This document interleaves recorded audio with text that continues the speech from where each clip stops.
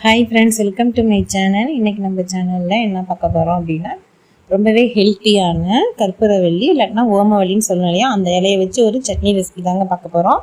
இதுவரையும் நம்ம சேனலை நீங்கள் சப்ஸ்கிரைப் பண்ணல அப்படின்னா கண்டிப்பாக சப்ஸ்கிரைப் பண்ணிக்கோங்க. வாங்க இப்போ எப்படி செய்யலான்னு பார்ப்போம்.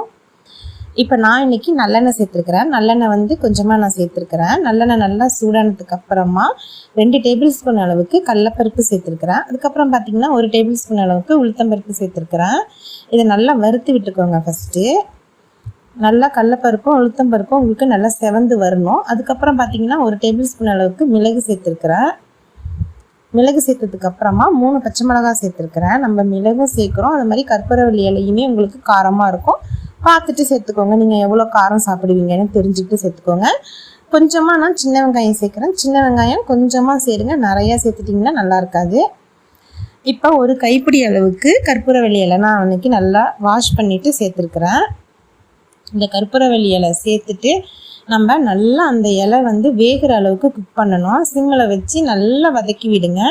நம்ம சேனலில் ஏற்கனவே கற்பூரவல்லி தோசை, அதுக்கப்புறம் பார்த்திங்கன்னா கற்பூரவல்லி டீ எல்லாமே நான் போட்டிருக்கிறேன். அதோட லிங்க்லாம் நான் டிஸ்கிரிப்ஷனில் கொடுக்குறேன், தேவைப்படுறவங்க பார்த்துக்கோங்க. இப்போ வந்து சட்னிக்கு தேவையான அளவுக்கு உப்பு சேர்த்துருக்கிறேன். ஒரு கைப்பிடி அளவுக்கு தேங்காய் துருவல் சேர்த்துருக்கிறேன்.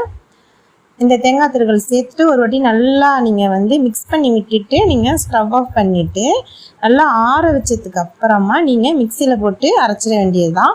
அதே மாதிரி புளி சேர்த்துக்க வேண்டாம். நம்ம எப்போதும் இந்த மாதிரி சட்னினா வச்சோம் அப்படின்னா நம்ம புளி சேர்த்துப்போம் இல்லையா, இந்த சட்னிக்கு புளி சேர்த்துக்காதீங்க. நல்லா அரைச்சிட்டு வந்துடணும். இப்போ தாளிக்க போகிறோம். நான் நல்லெண்ணெயில் தான் தாளிக்கிறேன். கொஞ்சமாக நல்லெண்ணெய் சேர்த்துட்டு கடுகு உளுத்தம்பருப்பு சேர்த்துருக்கிறேன். அதுக்கப்புறம் பார்த்திங்கன்னா ஒரு வரமிளகா சேர்க்குறேன்.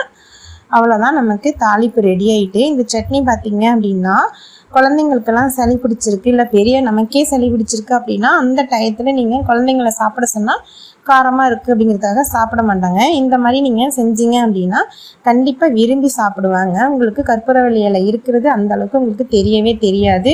ரொம்ப டேஸ்ட்டாக இருக்கும். அதனால் கண்டிப்பாக குட்டி பசங்க ஈஸியாக சாப்பிட்ருவாங்க. நம்ம குழந்தைங்களுக்கு கொடுத்தோங்கிற திருப்தியும் இருக்கும். ட்ரை பண்ணி பார்த்தீங்க அப்படின்னா வாரத்தில் ஒரு நாளாவது நீங்கள் கண்டிப்பாக சாப்பிடுங்க. சளி பிடிச்சா மட்டும்தான் சாப்பிடணுன்னு இல்லை, இது ரொம்பவே உடம்புக்கு நல்லது. அதனால் கண்டிப்பாக ட்ரை பண்ணி பாருங்கள். நம்ம சேனல் உங்களுக்கு பிடிச்சிருக்கு அப்படின்னா லைக் பண்ணுங்கள், ஷேர் பண்ணுங்கள், கமெண்ட் பண்ணுங்கள். மறக்காமல் நம்ம சேனலை சப்ஸ்கிரைப் பண்ணுங்கள். தேங்க்ஸ் ஃபார் வாட்சிங்.